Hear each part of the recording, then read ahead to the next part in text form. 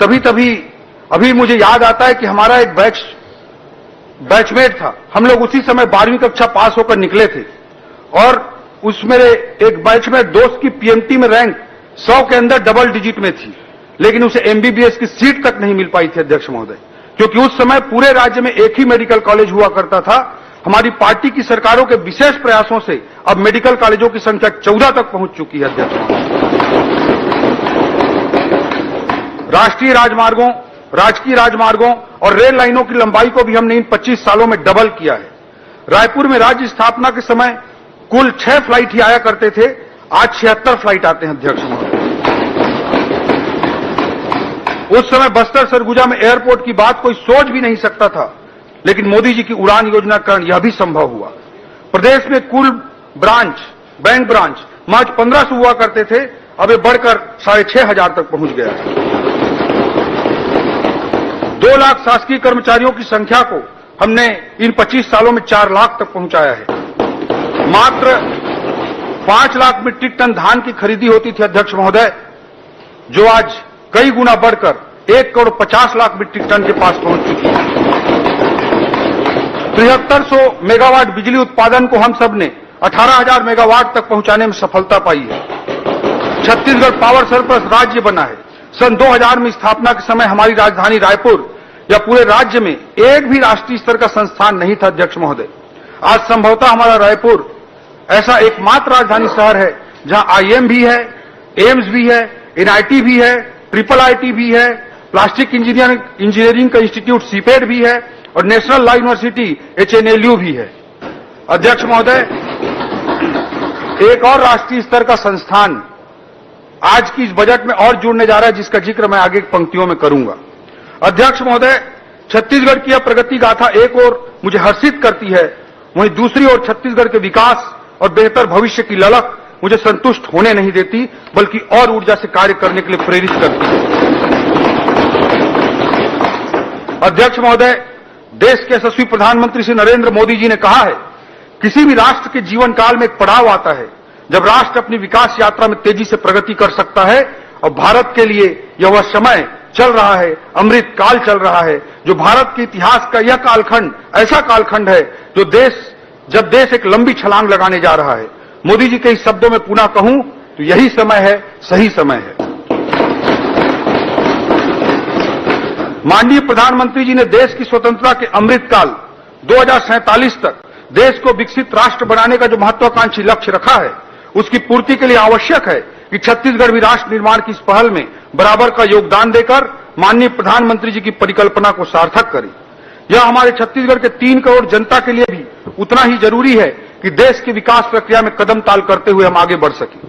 अध्यक्ष महोदय, हमने अपने राज्य को विकसित राज्य बनाने हेतु छत्तीसगढ़ अंजोर विजन 2047 पथ प्रदर्शक एक दस्तावेज तैयार किया है। यह विजन डॉक्यूमेंट कोई कोरा सपना नहीं है, बल्कि छत्तीसगढ़ के जनता के महत्वाकांक्षाओं, आशाओं और समृद्धि को साकार करने के जीवन सफर की मार्गदर्शिका है। अध्यक्ष महोदय, यह केवल सरकारी तरीके से बनाया गया कोई सरकारी दस्तावेज मात्र नहीं है। हमने राज्य के सभी वर्गों से विचार विमर्श कर इसको मूर्त रूप प्रदान किया है, क्योंकि हम जानते हैं कि विकसित छत्तीसगढ़ का स्वरूप केवल सरकार तय न करे, बल्कि यह जन भावनाओं से प्रेरित हो, यह हमारी मान्यता है। अध्यक्ष महोदय, हमारे विजन डॉक्यूमेंट में अल्पकालिक, मध्यकालिक और दीर्घकालिक लक्ष्य उनको प्राप्त करने की रणनीति शामिल है। हमारी सरकार प्रत्येक बजट भी विजन डॉक्यूमेंट के अनुरूप ही उठा करके एक एक कदम के रूप में प्रस्तुत करेगी।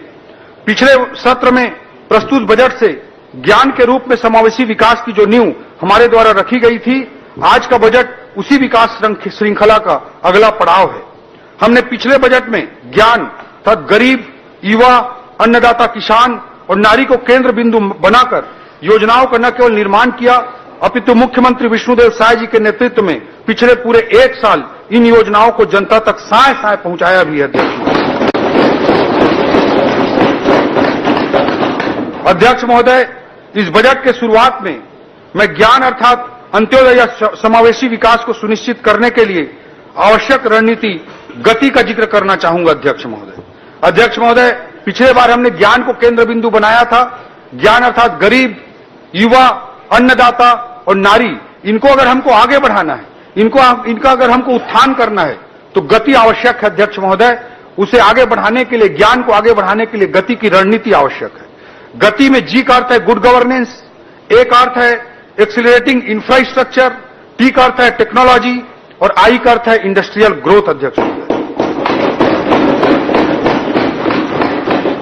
गति न केवल ज्ञान के कल्याण के लिए अनिवार्य है, बल्कि हमारे 2030 तक के मध्यकालिक लक्ष्य और 2047 तक के विकसित छत्तीसगढ़ के दीर्घकालिक लक्ष्य को भी प्राप्त करने के लिए जरूरी है।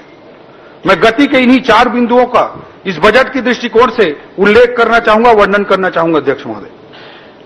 अध्यक्ष महोदय, सुशासन से तीव्र आर्थिक विकास को पिछले बजट में मैंने 10 आधारभूत रणनीतिक स्तंभों के रूप में रखा था।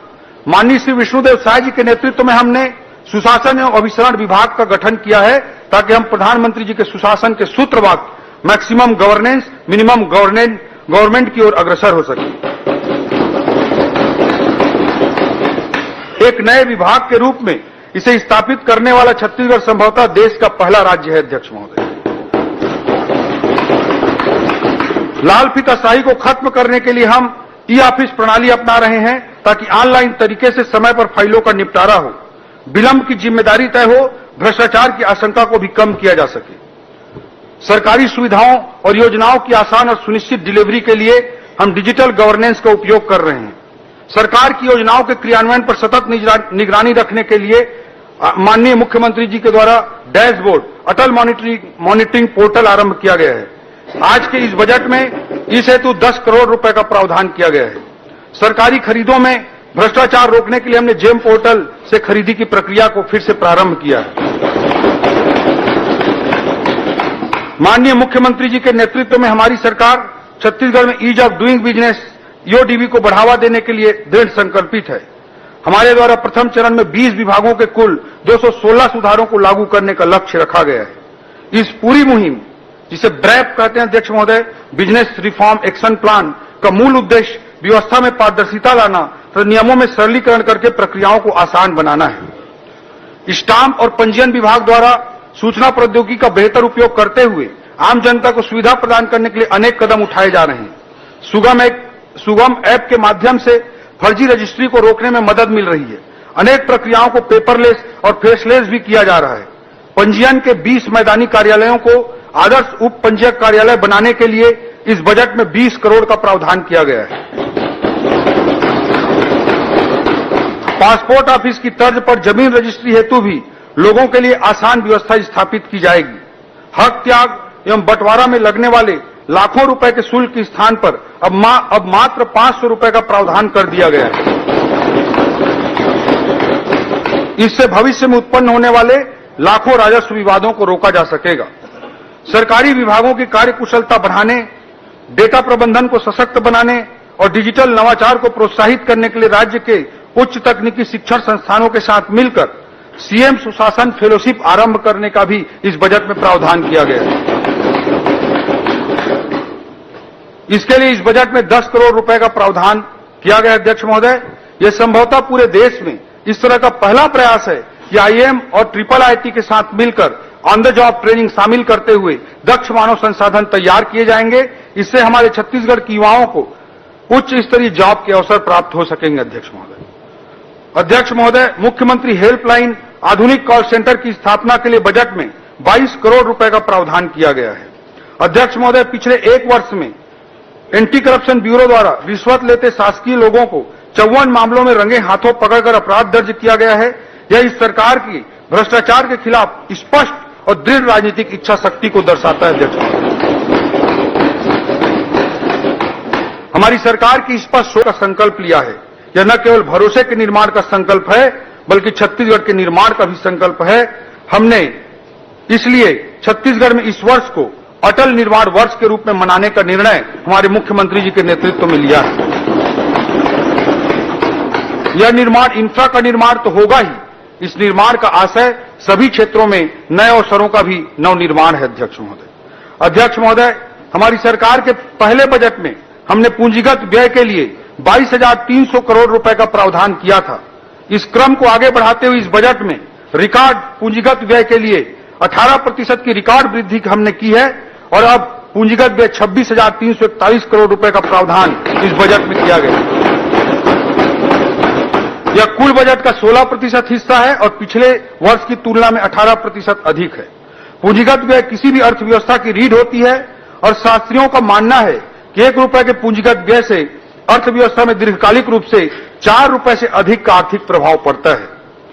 पूंजीगत व्यय में वृद्धि के प्रयासों के फलस्वरूप भारत सरकार ने एससीए में जो हमको राशि दी है, केवल कैपिटल एक्सपेंडिचर में वृद्धि के कारण भारत सरकार ने इंसेंटिव के रूप में छत्तीसगढ़ को 1051 करोड़ रुपए प्रोत्साहन स्वरूप प्रदान किए हैं। अध्यक्ष महोदय, मैं बताना चाहूंगा कि विगत कई वर्षों से सब इंजीनियरों की भर्ती नहीं होने के कारण सभी निर्माण विभागों जैसे पीडब्ल्यूडी, पीएचई, जल संसाधन आदि में इंजीनियरों की भारी कमी है। विगत एक वर्ष में हमने 600 से अधिक इंजीनियरों की भर्ती की वित्तीय अनुमति दी है ताकि इन विभागों में पर्याप्त मानव संसाधन उपलब्ध हों एवं अधिकाधिक पूंजीगत व्यय करके आर्थिक विकास को छत्तीसगढ़ में गति दी जा सके। हमारी सरकार ने सड़कों के सुदृढ़ नेटवर्क बनाने के लिए रोड प्लान 2030 तैयार किया है, जिसका मुख्य उद्देश्य राजधानी से जिला, जिला से जिला, जिला से विकासखंड एवं विकासखंड से विकासखंड स्तर तक चौड़ी और उन्नत सड़कों का जाल बिछाना है। हमने छोटे शहर जो नगर पंचायत या नगर पालिका स्तर के हैं, उनके विकास को ध्यान में रखते हुए इस बजट में माननीय मुख्यमंत्री जी के निर्देश पर एक नई योजना प्रारंभ करने जा रहे हैं। उस योजना का नाम होगा मुख्यमंत्री रिंग रोड योजना। ये नया योजना प्रारंभ होने जा रहा है। इसके लिए इस बजट में प्रारंभिक तौर पर 100 करोड़ रुपए का प्रावधान किया गया।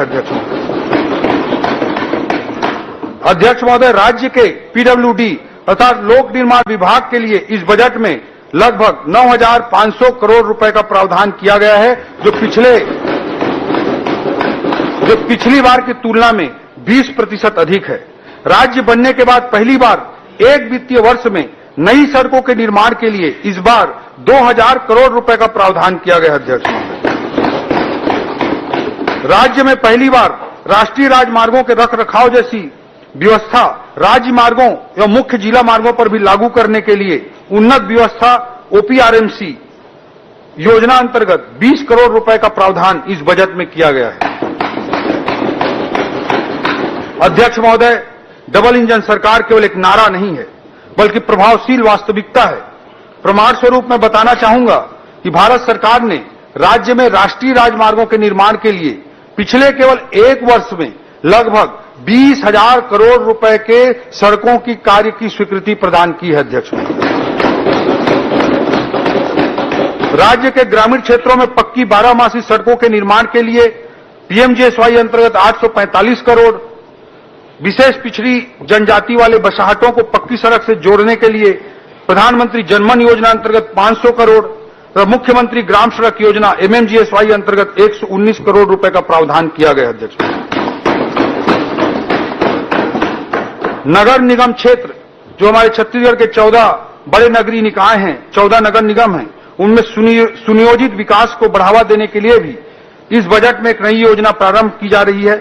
इस योजना का नाम मुख्यमंत्री नगरोत्थान योजना रहेगी। अध्यक्ष महोदय, इसके लिए इस बजट में 500 करोड़ रुपए का वित्तीय प्रावधान किया गया। अध्यक्ष,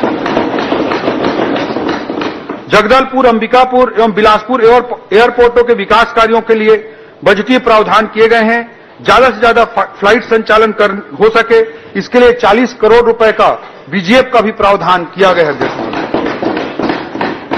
माननीय प्रधानमंत्री जी के नदियों को जोड़ने की महत्वाकांक्षी लक्ष्य को भी हम पूरा करने के लिए मुख्यमंत्री जी के नेतृत्व में आगे बढ़ रहे हैं। अध्यक्ष महोदय, महानदी एवं इंद्रावती नदी को जोड़ने के लिए और केवई नदी और हसदेव नदी को आपस में जोड़ने के लिए सर्वे कार्य कराने के लिए भी इस बजट में प्रावधान किया गया है।